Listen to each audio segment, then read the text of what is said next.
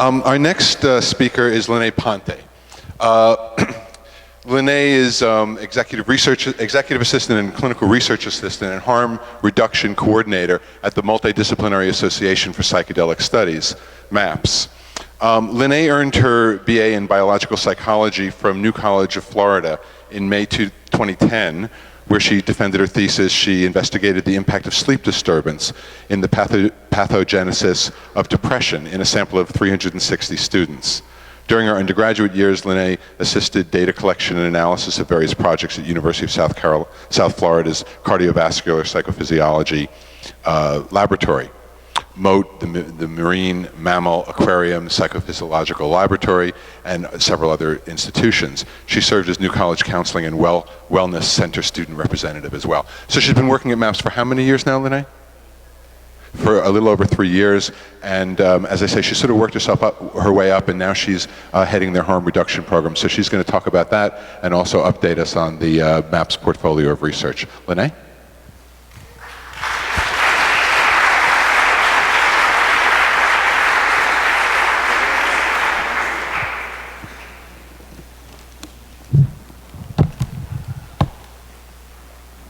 Hello. Good morning. How's the volume? Good? Thank you. Well, while we're getting set up here, I'll just go ahead and take the opportunity to say thank you to Neal. Thank you, Kevin, for bringing me out here. It's a delight to be back on the East Coast in this beautiful venue. And, you know, before I get started, I'll go ahead and take the opportunity to thank some other people so that I don't forget. I'd like to thank all of the researchers who have conducted the studies that I'm going to present about. And I'd also like to thank the participants, the subjects in our studies who have participated in this research, without whom we wouldn't have any data, and also the donors, without whom we would have no funding to do this research. We rely on private donations from individuals, as MAPS has not yet received government funding, and we hope to someday. But thank you. And today I'm going to tell you about, I think it's,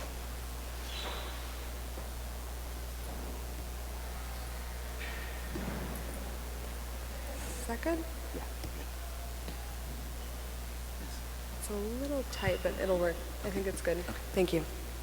So I'm going to give an overview of MAPS's research with particular attention to our main research program, which is using MDMA as an adjunct to psychotherapy for individuals with chronic treatment-resistant post-traumatic stress disorder. I'll go a bit into the designs, some results, and I'll present some of the preliminary results from our US study with war veterans. And then I'll talk a bit about methodology, and then I'll give you an overview of our harm reduction program, which some of you may have heard about. It's called the Zendo Project. So MAPS is a 501c3 nonprofit research and education organization. It was founded by Rick Doblin, who's here, when he was a student or just finishing up at my alma mater, New College of Florida in Sarasota, Florida.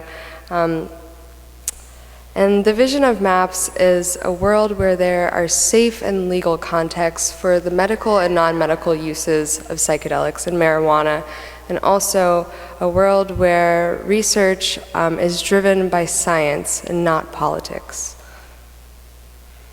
So MAPS furthers its mission by first working to develop psychedelics and marijuana into prescription medicines.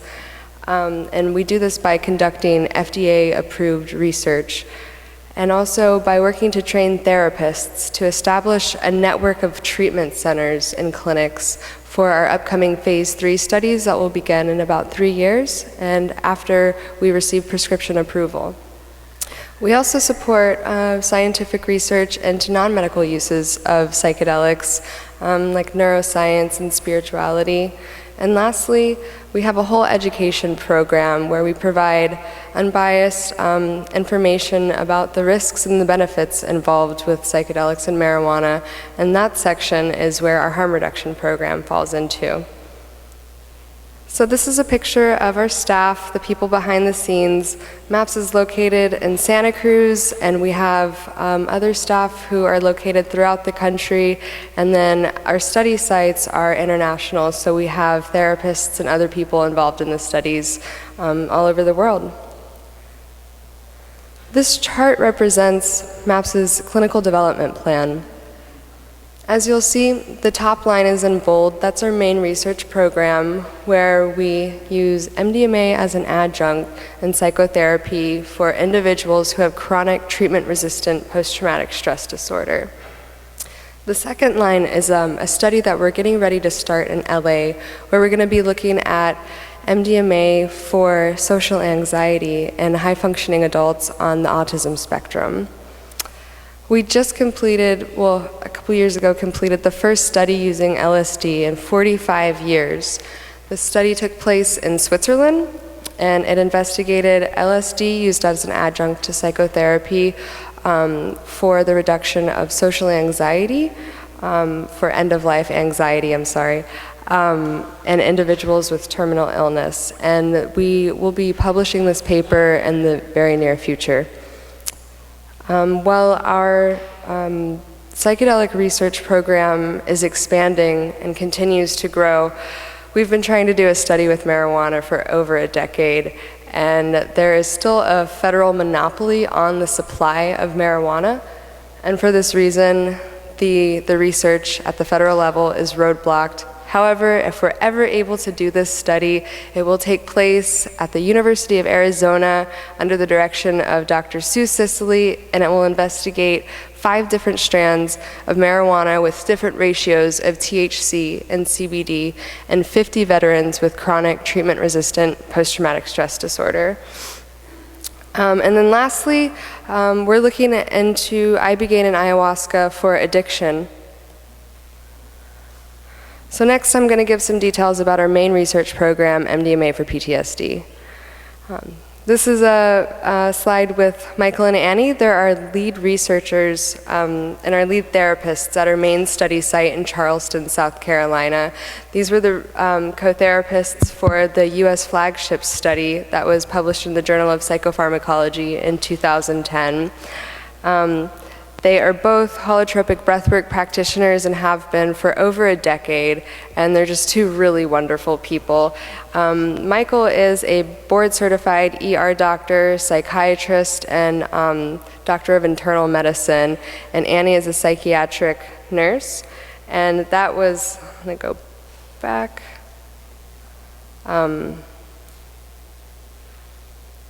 That's a picture of what I like to call the psychedelic bed and breakfast.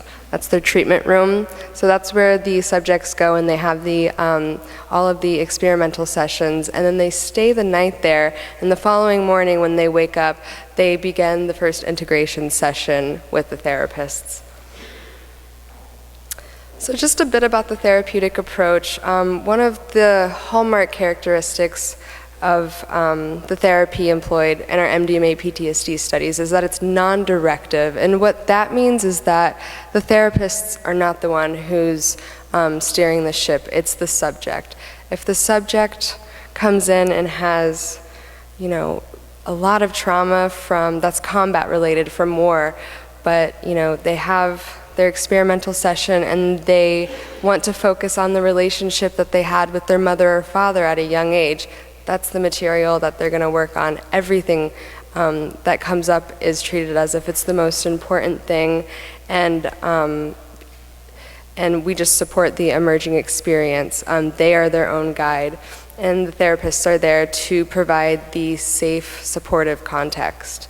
The participants are provided with eye shades and headphones so that they can go inside, and it's usually about 50-50.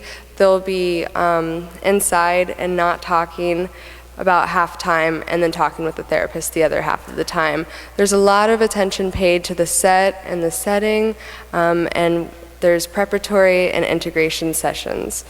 And the therapist also will use breathing techniques and music and therapeutic touch if the subject wants. So the therapists nurture an attitude of trust and the unconscious of the subject. and the healing properties of the therapeutic process. Michael Mithofer, in his therapist training program that I got to attend last year, gives a really phenomenal metaphor.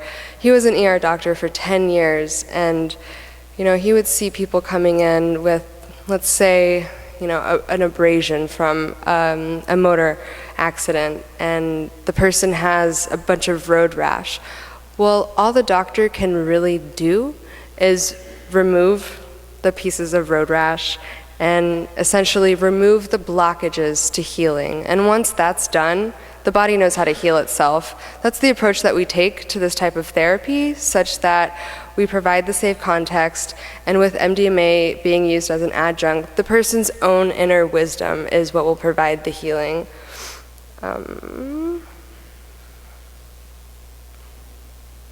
We encourage participants to have a beginner mind, to set aside expectations, and just work with whatever comes up and not to get ahead of the process. And to validate and value the importance of a positive, affirming experience for some of the people that come into the treatment room, given that in our US flagship study, the subjects had PTSD chronically for an average of 19 years. This may be one of the first time in years that they have an experience where they feel good and they feel back inside their body. So if that's what their experience is, go with it. And we do have a criteria that we encourage the therapist to bring up the trauma gently, encourage it for discussion if it doesn't naturally come up. However, this has never had to happen. It always naturally comes up during the session. So just really briefly, the therapy timeline. There are 2 stages. Each stage takes between 3 and 5 months. The triangles in this chart represent the experimental sessions.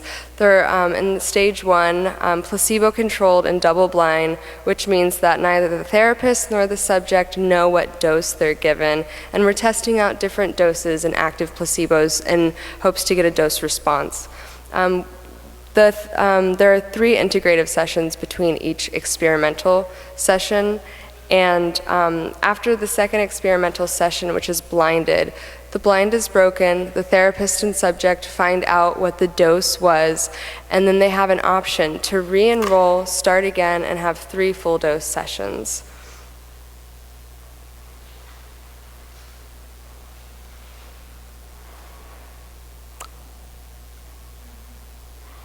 Okay, some results. This is a screenshot of our US flagship study that was published in the Journal of Psychopharmacology in 2010.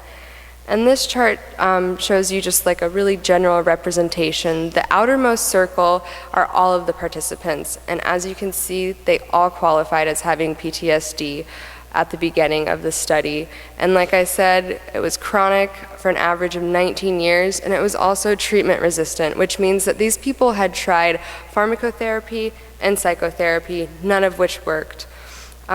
The light blue line on the inside represents the subjects who only received psychotherapy, and after the sessions, over 75% still qualified as having PTSD.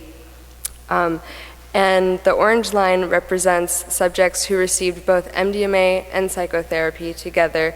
And as you can see from this graph, less than a quarter qualified as having PTSD after the study.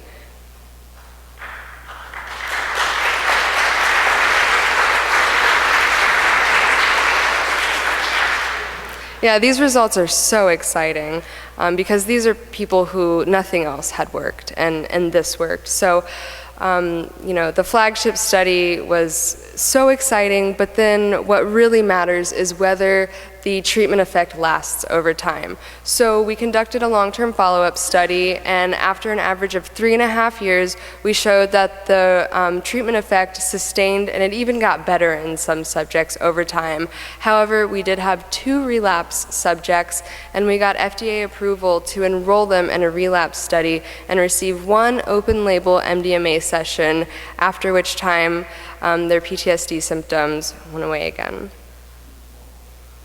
So I'm just going to share a tidbit of preliminary data from our current US study in war veterans that's taking place with Michael and Annie in Charleston. We're going to be having the study with 24 subjects, and this data represents the halfway point after the 12th subject completed the outcome measures. So the main outcome measure that we use is called the CAPS. It's the clinician-administered PTSD scale developed by the VA, and as the score for the CAPS decreases, that shows an improvement in quality of life and an improvement and a decrease in PTSD. So the bar on the left represents the 125 milligram full dose subjects. The bar in the middle is the 75 milligram middle dose subjects. And then the bar on the right-hand side is the 30 milligram, which is the active placebo for this study.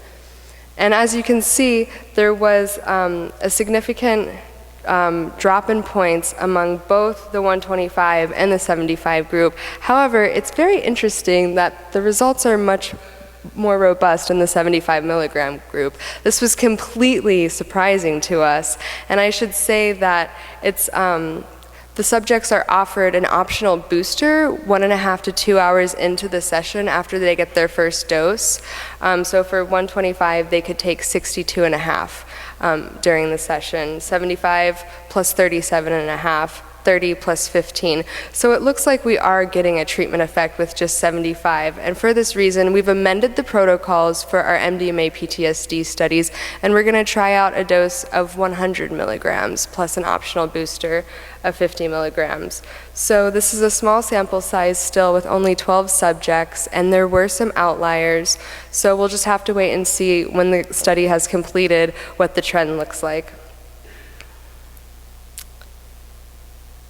I just wanted to share some questions that we're really grappling with as we finish this series of phase 2 studies before we move on to our big phase 3 multi-site studies that will be testing the efficacy.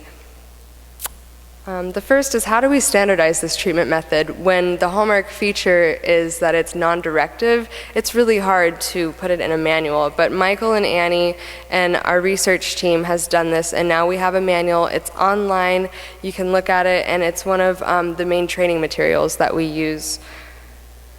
And we have adherence criteria, and what this is we have a set of criteria and we have independent raters that watch video sessions of the therapy, the introduction, experimental, and integrative, and they have this criteria in front of them. And the raters are blinded, they don't know the dose, and they rate the degree to which the therapists in the videos adhere to the treatment method.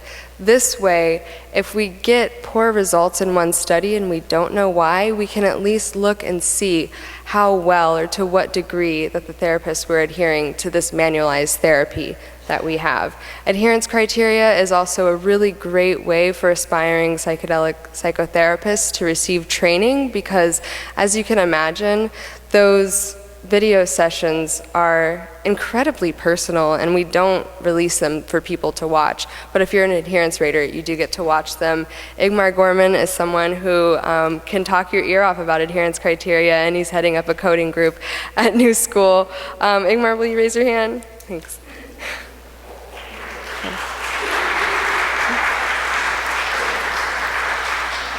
And going back to training therapists, when we start phase 3 studies in a couple years, we're going to need over 100 therapists. And so adherence ratings is a really good way to train therapists. So is being a harm reduction volunteer with me at events.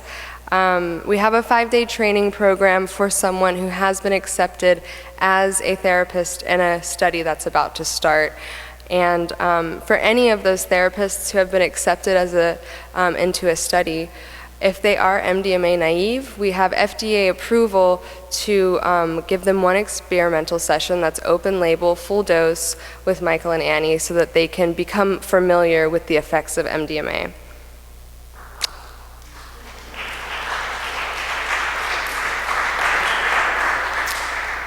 Also, we're working to figure out if the treatment effect if the cause of PTSD might be related to how well that the treatment works. Our U.S. flagship study was primarily with U.S. survivors of sexual assault and rape, and our current study in Charleston is looking at US war veterans, police, and firefighters.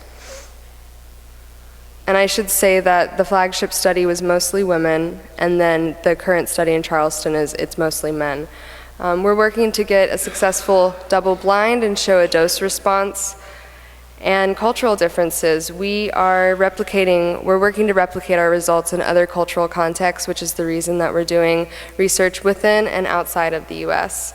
So just a brief update, US veterans study, we're halfway through treatment. There are over 400 people on the waiting list for this study and only 11 openings. I think this shows the need for more PTSD treatments in the pipeline. In Boulder, we have a study, and there's 12 subjects. The second and third subjects have been enrolled, and Marcella is going to present later on today, and she'll share with you details about that study and the therapeutic methods. She's the principal investigator of the study in Boulder. In Israel, there are 10 subjects, 2 have completed, and the third has been enrolled. And this study, the Israeli Defense Forces are referring soldiers with war-related PTSD in order to facilitate recruitment. And then Canada, after 6 years of working, we have finally gotten approval from Health Canada to start this study. And it'll be looking at 12 subjects, and we're preparing for subject screening. Okay, so I'm going to move on and tell you about my project, Psychedelic Harm Reduction. It's called the Zendo Project. So harm reduction, it's a public health service that aims to reduce potential harms associated with drug use and other risky behaviors. It became big in the 80s with needle exchange programs for intravenous drug users. And there's also harm reduction associated with safer sex programs. There's 2 main types of harm reduction. The first is providing unbiased educational information to individuals in the public. And the 2 main organizations doing this are Erowid and Blue Light. I hadn't even heard about Blue Light until about 1.5 years ago. If you haven't, it's bluelight.ru. They have really, really great drug forums. And then the other type of psychedelic harm reduction is providing on-site support at events. And there's various organizations that do that. So the mission statement of the Zendo Project is to provide a safe space for anyone at an event having a difficult psychedelic experience or other psychological challenges in order to help transform what could be a potentially traumatic experience into one that can offer a valuable learning opportunity and growth. And also to reduce the number of psychiatric-related hospitalizations and arrests.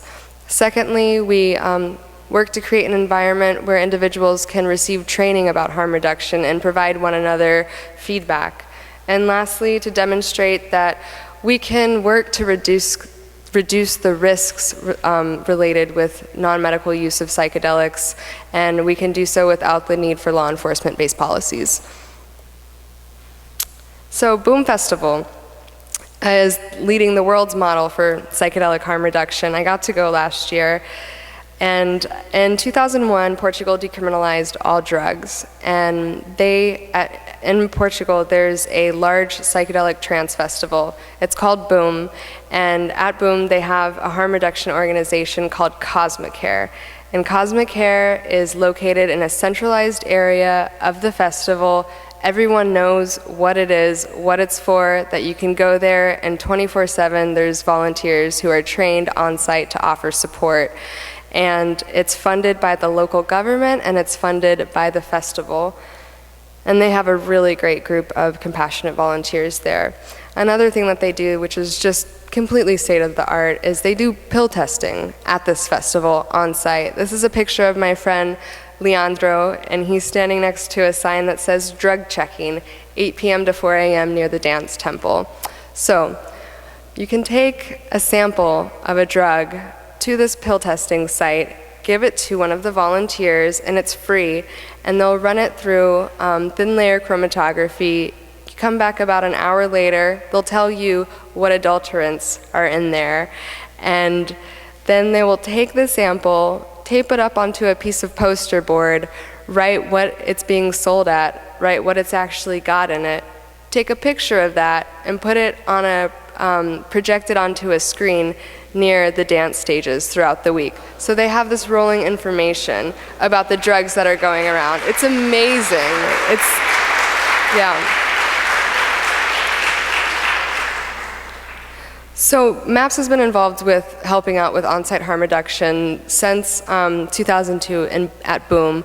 And from 2003 to 2007, they helped out and coordinated volunteers working with Burning Man organization. And that was under the direction of Valerie Mojeko, who did a great job and trained hundreds of volunteers. And in 2007, Burning Man org became allergic to the liability involved because the program, it expanded very much and was getting a lot of attention. And it was being effective, but Burning Man org shut it down. Last year, a camp called Fractal Nation that has no affiliation with Burning Man org asked us to come back and offer support at their camp because it's a big camp and it attracts people who, are on psychedelics. So this is a picture of the training. We had 81 people there and 60 volunteers. We helped just over 100 people. We offered drug education, and we had trained volunteers 24/7 to offer support to anyone in need. And there were people who came in who were tripping, and then there were people who came in who were just really overstimulated, or they had had a really difficult experience in a previous year, and the lights and the music and everything were just making it difficult, and they wanted integration support. So we offer that too. At Burning Man last year and afterwards, I was approached by a number of event organizers who said, hey, I have this event, there's a great need for harm reduction, can you come and train volunteers and run a space and we'll just see what happens. So I had the opportunity to do this at a festival called Envision, which was in Costa Rica, at an event called Bicycle Day in San Francisco, which was during Psychedelic Science Conference last year. How many people went to Psychedelic Science? Okay, pretty good amount. And then Africa Burn, which is the largest regional burn, and it takes place in South Africa in May. And Africa Burn could be the second leading model if we can start doing pill testing there. I was able to work directly with the festival directors, the rangers, and the medical staff. And it's great working with medical because then you can triage back and forth. And I should say that I always staff the space so that there's at least one medical volunteer on every shift in order to triage if there is any kind of medical emergency. So this year, the project expanded. We had an art car that was donated by David Bronner, one of our board members. It's called Rainbow Bridge, and it shuttled volunteers and guests between the Zendo and a sister harm reduction space called the Full Circle Tea House, which was on the other side of the playa. We helped over 150 people. We had 120 trained volunteers. And next year, we want to have placement on the map and collaborate more with other harm reduction related camps. So just really quickly, the basic principles that I go through at the training, I just want to show because they do so closely align with the MDMA PTSD treatment method. And they're simple: create a safe place. Sitting, not guiding. Our volunteers are sitters, they're not steering the ship. They're there to provide the safe container so that the individual can surrender and deepen their experience and receive the most potential benefit from it. Talk through, not down. The only way out is through. Again, deepening into the experience. We're not trying to curtail it at all. And lastly, difficult is not the same as bad. I'm sure many of us can attest to the idea in here that some of our most challenging experiences in life wind up being our most valuable, and we would never take them away.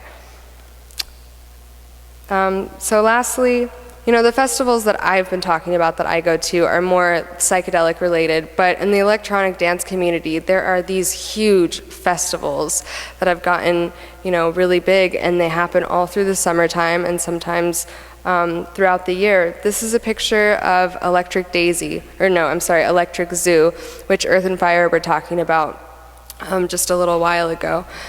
And there were two Molly, whatever Molly is, related deaths at this festival.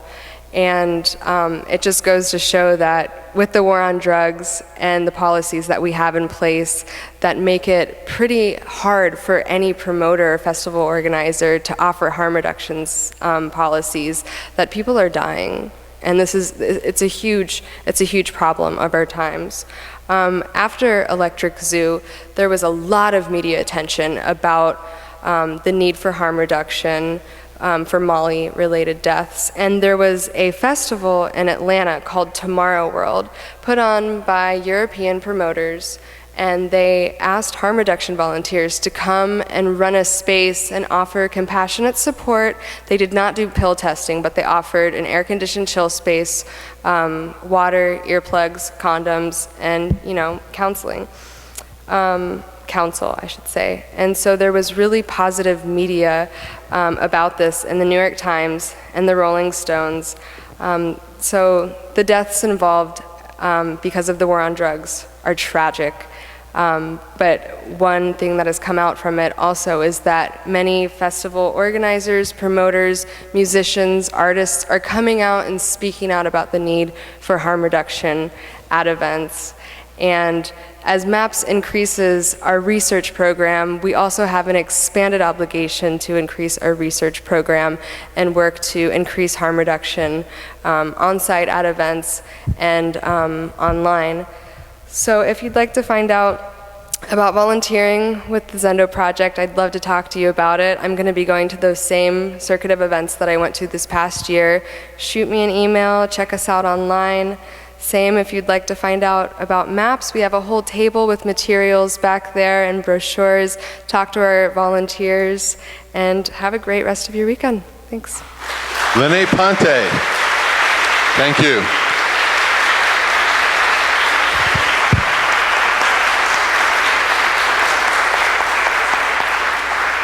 Nicely done from MAPS. Who's got a question for Linnae? Over there, hold on. Excuse me. Yeah, I heard you briefly mention research that was going on as far as social anxiety with individuals with autism spectrum disorder.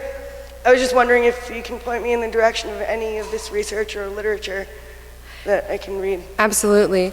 Alicia Danforth is the principal investigator of this study, and she just completed her PhD from Sophia University in Palo Alto.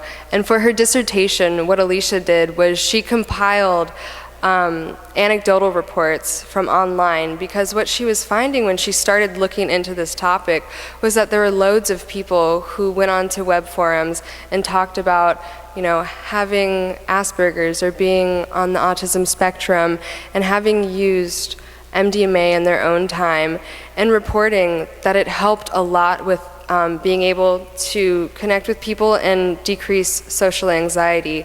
So she is a good person to talk about. And also, if you have signed up for the MAPS email newsletter, we have updates about the study in there. And there was one that just came out yesterday. You can go to maps.org and go to our media page and sign up, and then we'll give you updates every month about it. And we're still waiting for regulatory approval, and it should be starting in a few months in LA. Other questions? Back there, just a second.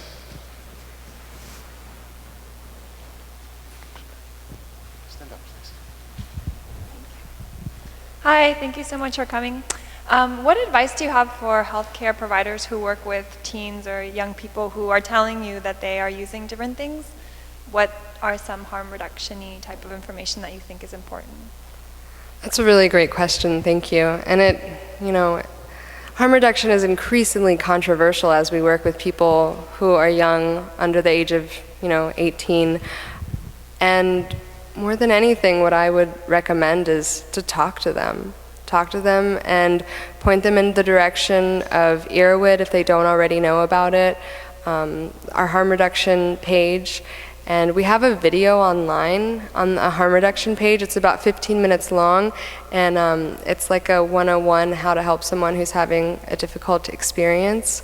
But more than anything, just try and educate them that whatever they're being sold on the street, if they are buying drugs recreationally, that there's a really, really high likelihood that it's not what it's being sold as.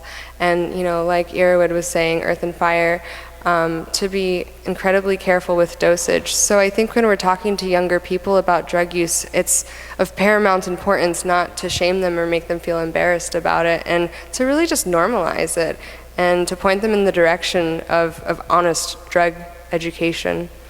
And also to speak out about it and talk about it, and to talk with parents about it, because, you know, I think one of the biggest deterrents to ending the war on drugs is the fear of parents, the fear that parents have that their children will become, you know, will take Molly at an event and die. So just having an open dialogue about it is honestly the best thing. Linnae, I have a question for you about boosting.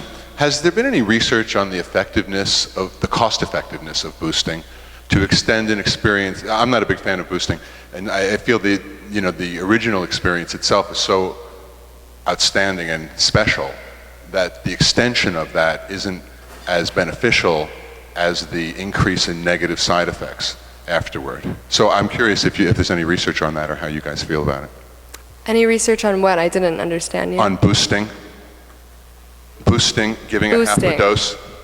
Boosting. I don't know about research into that. No, Okay. I'll have to look into it. Yeah, I've always wondered about whether the cost effectiveness of boosting, whether it was really worth it or not. We have another question over here. Hey, that's weird. I was also asking kind of about the studies, and if you've ever actually had the therapist take the same substance with the subject. That's a really good question. You know, as far as I know, because our studies are FDA approved and they're so strictly regulated, I don't think that there's any way that the therapist would do that. As you know, in the underground community, there may be therapists that do that, you know, take a really small dose just to get a little bit of the effects. But in our studies, no, they do not partake. Leary did that in the Concord prison study. Took low doses with the subjects. Did they? Yeah, so you could look into that, the Concord prison study that Timothy Leary did. We're out of time until we have to push on toward lunchtime. Please help me thank Linnae.